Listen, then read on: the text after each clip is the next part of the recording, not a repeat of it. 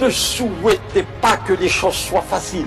Souhaitez que vous soyez plus fort, plus performant, plus brave, plus courageux, plus généreux, plus compréhensif, plus subtil.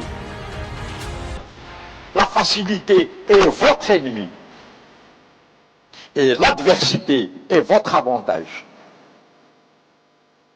Je répète, la facilité c'est votre ennemi et l'adversité est votre avantage. Ne souhaitez pas que les choses soient faciles. Souhaitez que vous soyez plus fort, plus performant, plus intelligent, plus brave. Ça n'existe pas les choses faciles. Oh, c'est un plaisir, c'est facile. À chaque fois que c'est facile, vous perdez. Et à chaque fois que c'est difficile, à chaque fois que vous devez vous débattre vis-à-vis d'une telle ou telle difficulté, vous gagnez. Rien ne peut fonctionner sans quelqu'un qui fait le leader. Famille, une équipe, une école, une classe, c'est indispensable.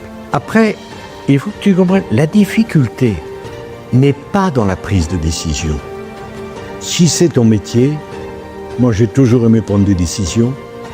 Qu'est-ce que c'est ? Des informations rentrent dans mon bureau, elles sortent sous forme de décision. Mon boulot, c'est de transformer des informations en décisions.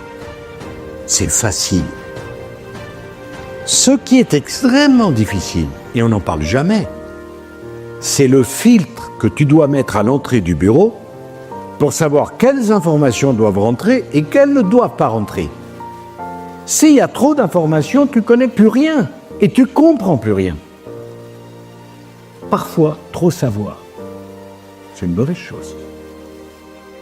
Parce qu'immédiatement, devant toutes les routes à prendre, on voit les avantages et les inconvénients de tout, on décide de faire du sur place. Si tu ne laisses pas rentrer assez d'informations, tes décisions sont bancales, puisque tu transformes une matière insuffisante. La différence entre François Hollande et moi, elle est très simple. Il voulait moins de riches, moi je veux moins de pauvres. C'est pas la même chose. C'est pas pareil. Mais vous réfléchissez, Bernard Arnault, quand même, le type. Il voit Boussac qui est en faillite. Il y a dedans Dior, qui est vraiment totalement démodé. Et 35 ans ou 40 ans après, ça vient le VMH. Mais c'est pas rien de faire ça, quoi. À ce niveau-là, c'est un travail d'artiste. C'est un génie. Tout le monde n'est pas comme ça. C'est monumental. Et on devrait l'admirer, le critiquer. Et ce que je souhaite, c'est qu'il y ait plein de Bernard Arnault dans la salle. Pas que Bernard Arnault gagne la même chose que M. Dupont, M. Durand. Quand j'avais votre âge, j'aurais tellement aimé qu'on m'invite et qu'on invite un type comme moi qui remplisse mon réservoir d'énergie. Je serais rentré chez moi, j'habitais dans une toute petite chambre, 7e sans ascenseur. Je me serais dit, il a raison. Ce qui est important, c'est les rencontres. Et moi, je garderai un très beau souvenir de cette rencontre. Et vous devez vous souvenir d'une chose. Tout est possible si vous le souhaitez. Tout est possible. Saisis la chance. Parce que tous vous aurez une chance. Tous vous aurez des problèmes. Et tous vous aurez une chance. Mais regarde là. Si toi tu la vois pas, t'as des tas de gens qui voient rien. Rien. Faut tout voir. Tout regarder. Tout observer. Toujours concentré. J'ai réfléchi à ce que je vous dis. J'ai 50 ans de vie professionnelle derrière moi à bosser tout le temps. C'est pas un catéchisme que je récite. C'est une expérience de vie que je partage avec vous. Et ce qui compte, c'est, ce que je dis. Parce que je peux dire de la même façon rien et il restera rien. Donc, ce qui compte, c'est l'adéquation entre ce que tu dis et ce que tu penses et ce que tu es. Alors, qu'est-ce qui est sous-estimé ? Si ça fait bien rire, j'ai une fille de 13 ans et que pas une championne du monde à l'école, je reconnais. Tant l'autre qualité, bon. Et j'ai été convoqué par sa prof, elle m'a dit « Maman, Julia est très intelligente. Bon, on va au problème. Parce que si t'es premier, t'es premier. Hein. Moi, je t'ai dit tout à l'heure, personne n'a dit que j'étais intelligent. Jamais. Je m'en fous. Mais c'est un fait. La différence entre François Hollande et moi, elle est très simple. Il voulait moins de riches, moi je veux moins de pauvres. C'est pas la même chose. C'est pas pareil. Mais vous réfléchissez, Bernard Arnault, quand même, le type. Il voit Boussac qui est en faillite. Il y a dedans Dior, qui est vraiment totalement démodé. Et 35 ans ou 40 ans après, ça vient le VMH. Mais c'est pas rien de faire ça, quoi. À ce niveau-là, c'est un travail d'artiste. C'est un génie. Tout le monde n'est pas comme ça. C'est monumental. Et on devrait l'admirer, le critiquer. Et ce que je souhaite, c'est qu'il y ait plein de Bernard Arnault dans la salle. Pas que Bernard Arnault gagne la même chose que M. Dupont, M. Durand. Bon, c'était vraiment un plaisir d'être avec vous. Merci. Hein. La peur, c'est une question essentielle dans la vie. La peur, c'est le pire des sentiments. Parce que la peur n'évite pas le danger. Et parce que si on se laisse emporter par la peur, on ne fait plus rien.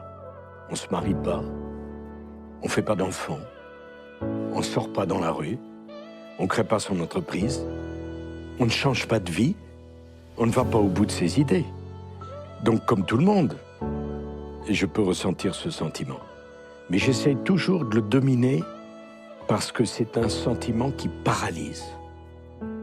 Et la vie, le sens de la vie, c'est le contraire de la paralysie, c'est le mouvement. C'est le mouvement qui donne un sens à la vie, pas l'immobilisme. Je vais vous dire un truc. Leader, ça s'apprend pas. On est leader ou on ne l'est pas. Et c'est injuste. Est-ce que vous voyez ce que je veux dire quand je dis c'est injuste? C'est comment je vous dis ça? C'est... Il y a un monde entre le numéro 1 et le numéro 2. Et il y a peu entre le numéro 2, le numéro 3 et le numéro 10. Ça n'a rien à voir. Et je pense qu'il y a un monde entre le chef d'entreprise et l'équipe qui constitue autour de lui. Et ça ne veut pas dire que je sous-estime à Jean-Michel le travail de vos collaborateurs, de vos équipes, etc. Mais on est comme on est. Bon, moi je ne me suis jamais vu, même à l'école, comme numéro 2. Je n'avais pas de modèle, mais j'avais une soif d'apprendre inextinguible. Je voulais progresser. Je voulais monter. Je voulais avoir là-haut 6 et meilleur. Et quand j'ai été élu, c'est comme une enclume que j'avais en moi, que j'ai pu poser enfin sur la table. Je l'ai fait. C'est pourquoi on dit la jeunesse c'est le plus bel âge. Ça ne veut rien dire. D'abord, la vie n'est qu'une succession de renaissances. La vie n'est pas une succession de petites morts. C'est une succession de renaissances. On renaît. On renaît après un échec. On renaît après une trahison. On renaît après une maladie. On renaît après une déception. C'est jamais fini jusqu'à la dernière seconde. Et il faut la vivre à fond. Et j'ai pas de souvenir de... Bon, peut-être le premier discours à Nice devant 5000 personnes en 1975, j'avais jamais parlé.